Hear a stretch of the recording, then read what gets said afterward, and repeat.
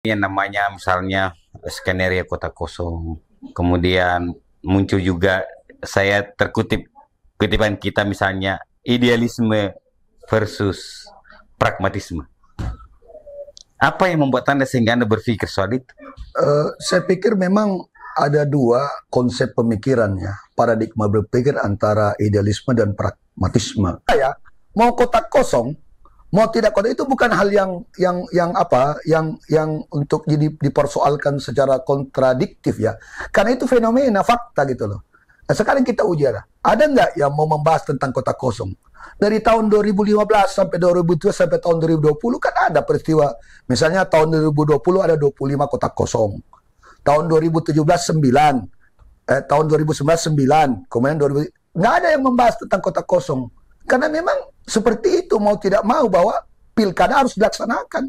Adalah teori mengatakan politik pasca kebenaran, bahwa orang lebih senang percaya pada hal-hal yang tidak pasti dan tidak benar. Kepada masyarakat bahwa ada dua pilihan seperti ini. Ya, kalau kita berbicara tentang pendekatan idealisme, etika, dan moral, tentu itu tidak pantas. Tapi kalau kita bicara empirik, fakta mau diapa? Iya, iya, iya.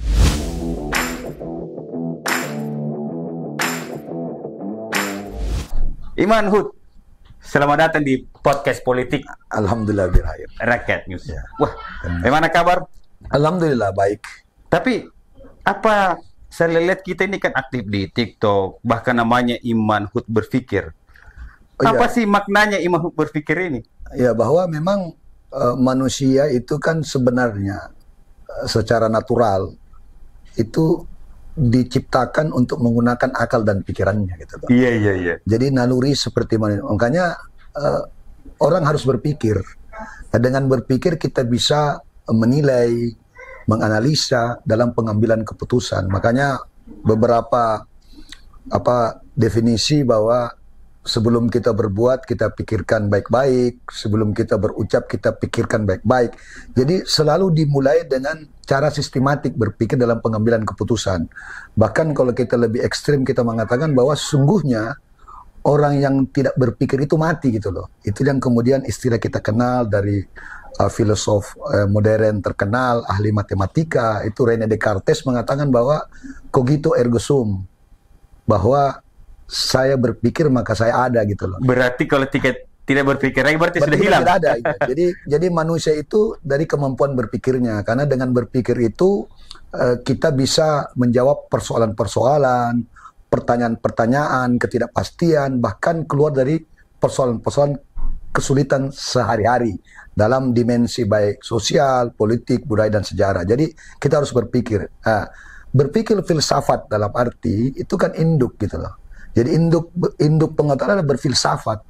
Jadi makanya mencari kebenaran, baik teologi itu kan dimulai dengan berfilsafat gitu. Jadi orang yang berfilsafat itu orang yang suka akan suatu kebenaran. Kebenaran itu bisa didapatkan dengan metodologi ilmu pengetahuan, itu dengan berpikir filsafat. Jadi semua apa yang dilakukan itu selalu ada namanya filosofinya gitu. Ideologi kita kan Pancasila itu juga dianggap sebagai falsafah negara, filosofi, karena filsafat atau filosofi itu kan terminologi dari masa Yunani ya, kemudian diadopsi dalam baik di negara Arab, kemudian para pemikir-pemikir Islam itu mengadopsi teori-teori tentang filsafat-filsafat itu. Berarti saat ini Imam Hud lagi saya lihat di ruang bacanya ini rata-rata buku filsafat. Iya, ada Madilo, ya, jadi bukan berarti kita itu mau dianggap lebih hebat karena kita membaca gitu kan, atau tidak, memang dibutuhkan literasi gitu loh. Jadi suatu bangsa yang besar itu memang harus ada budaya literasi, karena kita bisa mempertanyakan sesuatu, karena kita kan sudah terbiasa menerima kebenaran yang semu gitu loh. Kenapa saya katakan semua? Kita tidak pernah menggugat itu gitu. Kita menganggap bahwa kebenaran itu sudah benar gitu. Ternyata kan kita tidak akan mungkin menemukan suatu penemuan yang baru tanpa adanya menguji kebenaran umum yang boleh jadi itu nggak benar gitu. Tapi kita akui. Makanya karena memang dalam situasi saat ini kan adalah teori mengatakan politik pasca kebenaran, bahwa orang lebih senang percaya pada hal-hal yang tidak pasti dan tidak benar. Itu kan perilaku fenomena politik saat ini, makanya ada teori post-truth ya kalau nggak salah seperti itu. Itu yang kemudian, nah bagaimana kita menguji suatu kebenaran? Kita menggunakan sistematika ilmiah gitu loh. Ada metodologi berpikir, mulai dari ontologi, epistemologi, dan lain sebagainya. Tetapi kalau kita lihat soal politik ini, apakah dengan buku-buku teori Madilog, filsafat, apakah sejalan misalnya kalau kita lihat kondisi hari ini misalnya? Ya, jadi saya pikir dengan memahami, kita uji aja lah, misalnya kita bicara tentang tesis atau skripsi, itu kan pasti ada metodologi penelitian di dalamnya. Iya. Pendekatannya dalam memahami suatu peristiwa empirik kan didasari pada teori sebelumnya. Nah, makanya dengan adanya teori-teori, apakah teori yang berasal dari Indonesia sendiri ataupun dari luar, itu filsafatnya kan menuntun kita untuk tidak terlalu jauh. Tidak terlalu jauh langkahnya, tidak tersesat gitu. Karena ada metodologi. Jadi orang yang berfilsafat itu orang yang berhayal tapi dengan metode keilmuan. Jadi bukan mimpi, bukan khayalan, bukan imajinasi yang tidak bisa dibuktikan. Jadi makanya inti daripada filsafat kan ada juga metafisika. Bahwa apa yang kita perbincangkan hari ini ya kita memperdebatkan atau mendiskusikan hal-hal di luar fisik gitu loh. Apa di balik yang kita lihat semua ini? Iya, termasuk kita pilgub, metafisika di pilgub ini. Jadi istilahnya apa? Bahwa berdiskusi atau berfilsafat itu kan sama dengan berdebat, berdiskusi dengan mata tertutup. Jadi kita menggunakan ya imajinasi bukan yang semu ya. Jadi bukan khayalan, bukan yang tidak masuk akal. Jadi apa yang ide gagasan itu yang masuk akal. Makanya ide gagasan walaupun tidak terlihat itu bisa juga dikatakan bentuk materialisme. Artinya suatu fakta gitu. Walaupun kita tidak bisa buktikan, kita tidak bisa sentuh, tapi ide gagasan itu nyata ada gitu loh sebagai fakta gitu loh. Iya. Kita minum kopi dulu. Oke, thank you.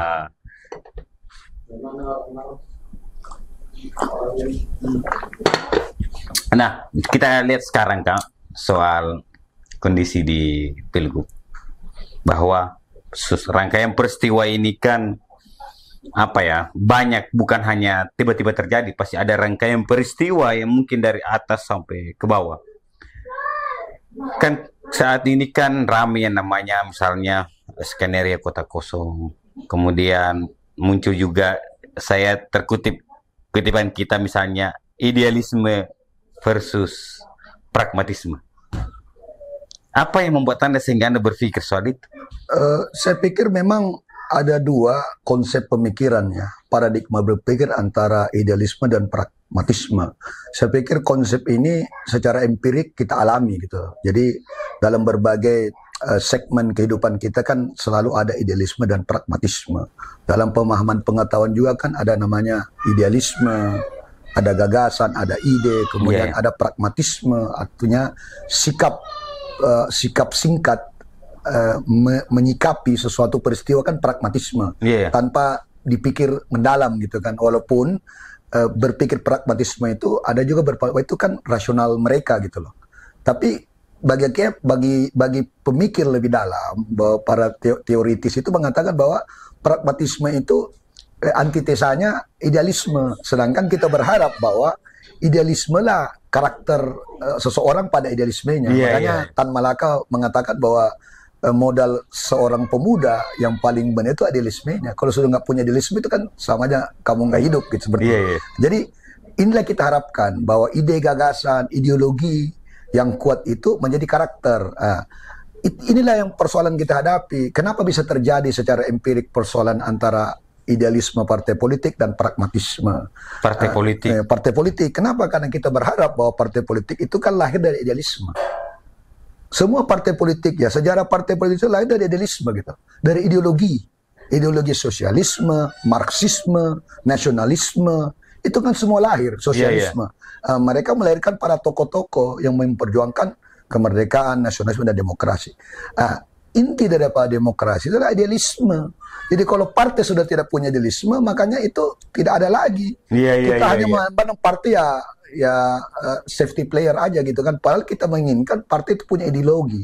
Ideologinya itu membedakan. Misalnya kita uji ya, secara empirik. Kita masih memahami bahwa ideologi PDIP jelas, bahwa dia mengedepankan pluralisme, kemudian dia mengedepankan sosialisme gitu kan.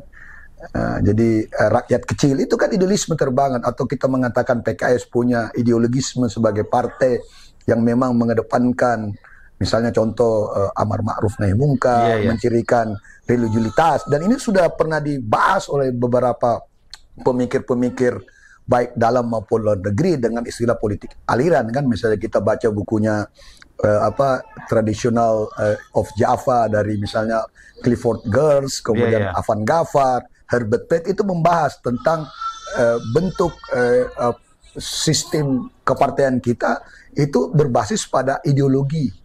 Itu dijelaskan loh. Jadi berbicara ideologi, makanya dia tidak mengatakan basis partai politik itu berdasarkan pragmatisme, tidak. Dia mengatakan ideologi. Berarti awal dari partai ini itu dimulai dari yang namanya ideologi partai. Makanya partai itu menunjukkan ideologinya. Makanya ada pendapat yang berbeda. Nah, tapi secara empirik kan kita bisa memberikan label bahwa partai ini lebih pragmatis gitu loh. Nah, itulah yang terjadi. Fenomena seperti ini bukan hal yang sakral untuk diperdebatkan. Berarti kalau kita lihat kondisi hari ini, iya, makanya kita mau menguji apakah partai itu betul-betul punya ideologi untuk tidak ikut-ikutan saja, safety player gitu. Karena intinya partai politik kan pendidikan politik, memberikan kesadaran politik. Kesadaran politik itu lahir dari pendidikan politik gitu loh, mengajarkan. Perkembangan selanjutnya bahwa ketika kita menanamkan tentang pendidikan politik, itu pasti ujung-ujungnya kita berbicara etika dan moral. Begitu tahapannya gitu. Nah, kalau itu yang terjadi, bahwa ternyata partai ini diawali ideologi ya. Ideologi yang membuat kuat partai. Iya, seperti itu. Tetapi kan kalau kita lihat sekarang, dan kebanyakan masyarakat melihat bahwa semua yang terjadi ini adalah sistem pragmatisme. Iya, karena partai politik itu saya bisa mempersonifikasikan sebagai makhluk juga. Mereka punya pikiran, partai politik, jadi punya sikap, punya perilaku. Makanya teori-teori kan berbicara tentang perilaku politik. Perilaku politik diukur dari apa? Perilaku memilih, voting behavior, sistem kepartean, itu kan semua bagian dari konstelasi politik yang kita pahami. Nah, cara mengukur antara pragmatisme dan idealisme adalah perilaku partai politik. Misalnya dia konsisten mengusung misalnya seseorang atau apa, tapi karena melihat bahwa ya kemungkinan kalah atau kemungkinan mereka lebih berpikir ya kita pakai logika sederhana saja bahwa partai kan tidak mau kalah. Iya. Artinya kalau ada langkah strategik, mereka lebih memilih misalnya lebih senang pada yang kemungkinan menang gitu kan. Tapi ini kan tidak bisa kita pungkiri bahwa sistem ini terjadi juga kan dari sistem undang-undang partai dan pemilu yang menempatkan pada posisi seperti ini. Ambang batas. Ambang batas. Coba kita lihat. Seandainya mungkin ambang batasnya tidak 25% dari jumlah suara atau 20%, kan maka akan banyak calon. Kita pakai logika sederhana. Bisa nggak kita memilih yang terbaik kalau nggak ada pilihannya atau hanya satu? Berarti bisa jadi bahwa kehadiran ambang batas atau parliamentary threshold itu mampu merubah atau memindahkan ideologi. Ya bisa. Idealisme partai. Iya, karena partai kemudian ke pragmatisme. Iya, karena pada akhirnya partai tidak bisa mencalonkan kadernya, dia harus menyelesaikan. Pada akhirnya kan bergaining. Ada golden mean, jalan tengah di situ kan. Ya kan, karena masing-masing punya calon, tapi kan dia mengukur dari misalnya elektabilitas, jumlah parlemen thresholdnya berapa gitu kan. Itu kan menjadi parameter gitu. Sehingga ada makanya mau tidak mau karena tidak ada yang mayoritas, tidak ada mencapai 25% atau 20%, maka terjadilah koalisi partai. Koalisi partai itu pasti akan terjadi bergaining, posisi tawar. Ini fenomena biasa aja gitu loh. Tapi kalau kita lihat efek misalnya bicara soal parliamentary threshold misalnya. Kemudian kita bicara soal bagaimana awal kehadiran partai yang dimana menurut saya adalah idealisme yang kemarin dasar membangun, kemudian ada pergolakan yang antara materialisme, apakah itu akan berefek ke masyarakat? Pada akhirnya kan masyarakat. Karena fungsi partai politik kan role model politik ya. Partai politik itu kan pertama mencerdaskan anak bangsa dalam pendidikan politik. Itu poin penting gitu loh. Kesadaran partisipasi politik penting gitu kan. Melahirkan budaya politik gitu loh. Jadi tingkat pendidikan politik itu akan melahirkan masyarakat untuk berpikir rasional dalam memilih, sehingga tidak pragmatisme. Itu. Jadi tingkat pendidikan politik itu membuat masyarakat lebih rasional untuk memilih. Saya tidak mengatakan pragmatisme itu irasional, tapi kata kuncinya seperti itu. Iya, iya, iya. Cluenya seperti itu. Jadi dengan memberikan pemahaman-pemahaman dasar tentang sistem politik, partai politik, apa sih yang dimaksud dengan parliamentary threshold, presidential threshold, itu kan memberikan semacam pendidikan politik bagi masyarakat. Sekarang kita berbicara tentang politik, kita berbicara tentang demokrasi, kita berbicara tentang keadilan, kita berbicara tentang kesetaraan, kita berbicara tentang konfigurasi subkultur budaya yang berbeda, pluralisme. Tapi masyarakat secara substansi tidak mengerti terminologi itu. Makanya tugasnya kita menyampaikan. Makanya saya mengatakan, kenapa saya berani berbicara? Saya ingin membagi bahwa pengetahuan itu perlu. Sekarang kalau kita tanya, apa sih tugas negara? Kan bukan hanya mengisi perut kan. Mencerdaskan. Mencerdaskan anak bangsa. Tugas kita ini. Makanya saya menganggap bahwa media Rakyat Plus ini memberikan ruang untuk pemikiran. Enggak mungkin yang namanya pikiran itu tidak disuarakan. Dan tidak mungkin tanpa suara kita bisa maju gitu loh. Iya, iya, iya. Ya kita ya itu maksud saya bahwa. Tapi kalau kita realistis saja ya, misalnya kita ada isu soal kota kosong, ketika itu dibandingkan atau ditakar atau dipilih dengan secara filsafat, menurut Anda seperti apa? Ya memang dalam pemahaman diskursus politik kan wacananya memang dua.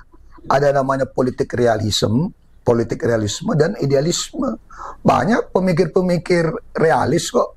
Misalnya kita bicara Marx, Verba, kemudian Friedrich Engels, itu kan berbicara tentang realistis gitu loh. Dia tidak berbicara tentang keindahan atau romantisme, misalnya sama dengan paham stoikisme dari Marcus Aurelius, tidak. Karena sosok manusia itu ada jahat gitu loh. Iya. Jadi kita tidak mengatakan bahwa fenomena tentang apakah dia namanya kolom kosong, kota kosong, itu kan buah dari pemikiran untuk kita lebih maju. Tapi kan fakta empirik seperti itu. Pilihan kita aja. Jadi makanya saya memaparkan ini tidak menjudge, tidak personalisasi kepada seseorang, tidak. Saya mengatakan bahwa teori itu ada gitu loh. Dan itu kadang-kadang berganti-berganti gitu loh. Pendulum demokrasi itu berganti, mau sistemnya meritokrasi, aristokrasi, demokrasi itu bertukar-tukar. Saya uji aja sekarang.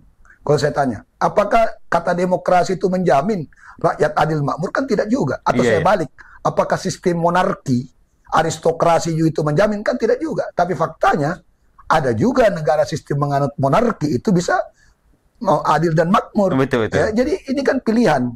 Lebih daripada itu kan kita harus melihat sifat eksistensi manusia.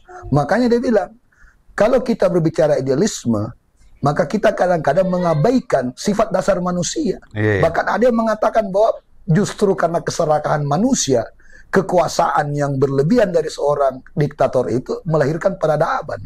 Ada yang mengatakan seperti itu. Negara itu dipandang bukan hal yang baik. Misalnya kita mengambil teori Thomas Hobbes, misalnya kan, dengan bukunya Leviathan mengatakan bahwa negara itu makhluk yang sangat berbahaya. Yang mana awalnya negara hadir untuk menciptakan keteraturan. Kan seperti itu, tapi ternyata ketika jadi ini kan dialektika. Jadi dialektika. Ya, oke lah kita bicara empirik gitu. Berarti bisa juga. Ya, jadi bagi saya mau kotak kosong, mau tidak kotak itu bukan hal yang untuk dipersoalkan secara kontradiktif ya. Karena itu fenomena fakta gitu loh. Nah, sekarang kita uji ada nggak yang mau membahas tentang kotak kosong? Dari tahun 2015 sampai 2017 sampai tahun 2020 kan ada peristiwa. Misalnya tahun 2020 ada 25 kotak kosong. Tahun 2017 9. Tahun 2019 9. Kemudian 2000 nggak ada yang membahas tentang kotak kosong. Karena memang seperti itu, mau tidak mau bahwa pilkada harus dilaksanakan.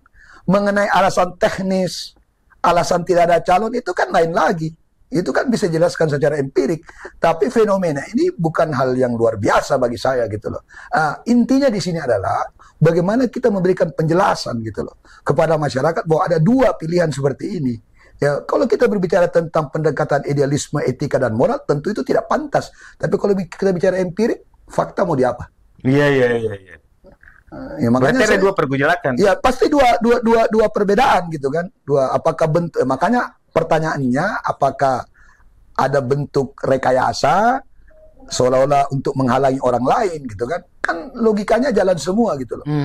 Ya, pasti kan berusaha untuk menghalangi kandidat yang lain. Tapi kalau kita mau jujur kan akarnya dari parliamentary threshold-nya itu yang memberikan keterbatasan orang untuk mencalonkan kandidat bupati atau gubernur seperti itu. Jadi bagi makanya ya ini dikotomi kan, dikotomi face to face gitu loh, diperhadapkan. Berarti apa yang terjadi ini dari efek juga, Ya, jadi, batasan-batasan. Andai kan semua partai ya bebas menentukan. saya rasa yang namanya kolong kosong tidak ada. Iya, makanya itu kan sangat berhubungan. Ini kan perilaku partai politik. Oke lah kita bicara tentang mahar partai kan sudah sering dibahas.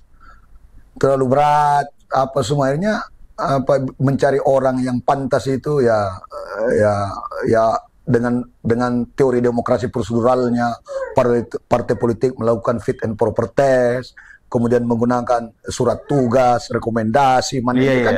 Itu kan saya pikir itu hal teknis. Tapi yang lebih jauh lagi kita bahas bagaimana dialektika antara pragmatisme dan idealisme ini menjadi menarik untuk dibahas gitu loh. Jadi bukan, kita tidak mengatakan, saya nggak mau mengatakan bahwa ini jelek, ini baik. Tidak, ini kan kita serahkan kepada masyarakat untuk menilai itu.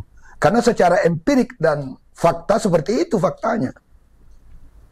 Jadi yang tadi yang dikutip bahwa kolom kosong ini ada dua sisi. Iya. Secara dipandang idealisme dan pragmatisme, pasti. tentu kolom kosong salah. Tapi secara realistis, faktanya seperti itu karena kalau sekarang pertanyaannya, kenapa partai tidak mengajukan kandidatnya sendiri?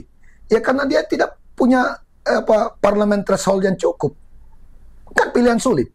Akhirnya dia mengatakan ya saya ikut aja yang partai besar mendukung ini. Nggak apa-apa, itu pilihan dia gitu kan. Ya seperti itu, ada deadlock seperti itu. Nah, sekarang bagaimana? Kita lihat, partai juga kan punya visi misi berbeda. Tapi saya mengatakan bahwa dalam era saat ini kan nggak ada lah batasan. Makanya kata ideologi kan sudah tidak ada batasnya. Makanya kita lebih bacalah buku misalnya Samuel Huntington itu yang menulis Clash of Civilization gitu. Jawaban dari tulisan Francis Fukuyama tentang The End of the Year gitu kan, seperti itu, bahwa sebenarnya pertentangan bukan pada ideologi saat ini, bukan juga kapitalisme tapi lebih daripada budaya dan religius gitu. Itu sekarang jadi perdebatan dalam negara yang multikultural seperti Indonesia saat ini. Tapi harapan kita etika politik apa yang Anda harapkan? Ya, kita berharap secara idealisme dalam sudut pandang itu kita berharap bahwa pemilihan itu ada pilihan. Kalau pemilihan nggak ada pilihan berarti bukan pemilihan, kan logikanya kan distorsinya kan di situ. Kita ke toko banyak pilihan baju gitu kan. Kalau kita tidak ada pilihan baju ya berarti kita terima apa saja gitu loh. Sekarang bisa nggak pilihan kita sama dengan partai politik? Pilihan terhadap seseorang gitu. Makanya ya antara elektoral, popularitas, kemudian bagaimana cara perilaku partai politik melihat kandidat, kan itu saling tarik menarik kepentingan. Ini konstelasi seperti ini saya pikir bisa saja terjadi dimanapun. Buktinya ada 25 gitu di antara Roosevelt. Jadi kalaupun, tapi memang dari segi pemahaman moral etika kan ini kan tidak mendidik, tidak memberikan ruang, karena demokrasi itu kan memberikan kebebasan. Partai politik juga mungkin punya idealisme, tapi kan dia terbentur juga. Ya ngapain juga saya maju kalau misalnya saya nggak cukup kuotanya, gimana caranya? Daripada nggak ada ya saya mengambil bagian lah. Kan partai politik itu kan selalu tanda kutip ya, itu pasti kan siapa dapat apa, kemudian bagaimana memperoleh kekuasaan kan. Artinya ada nilai dipertukarkan. Kan ada nilai gitu. Makanya dalam teori dasar politik kan dikatakan bahwa ada pertukaran nilai gitu loh. David Easton atau Gabriel Allman mengatakan ada distribusi dan redistribusi itu secara dasar teori dasar politik kan seperti itu. Tetapi harapan Anda soal pemimpin ke depan, apa yang Anda harapkan?